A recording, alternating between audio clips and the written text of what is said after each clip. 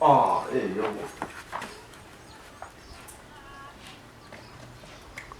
Inda. Tanda warmina. Warmina murano. Nani shapu. Nangalo takara chawata. Awusukona kutanga fufu. Awuzule boss. Okay. Ndina chiriro man bona. Ana chiriro. Churu sanga mandesa. Abadena so to. Ndina futu nosuka 3 years full. Konyagana na baba tubobika bona. Awuko utungana, awuko rangana chitu na chiti. 3 years. Na chiti. Awuzule kwa ndo tuso bona. Okay. Anepa. Next. Yenda. Tanda warmi. Ndotaka. Ndotaka wona. Frika watu sanga.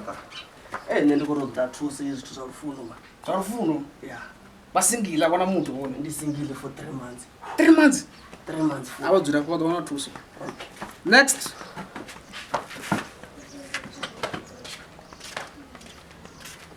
Enda. Tanda ufimina. Nandione ma. Story changa chikofana na chane yaba mkoma. Na nende singile. Nduvali. Uvachenda bibi wa titu dona lina khomba kuchilo nanga wote. Adikoza vakuma. Ufacha bebiwa. Yeah, mama. Amkomana kapa maisa ba single ngoroyo. Yeah. Bone motoro abatu. Ana solution nawo. Kawe bonisa bona. Yone ingwanganga ngapha fast.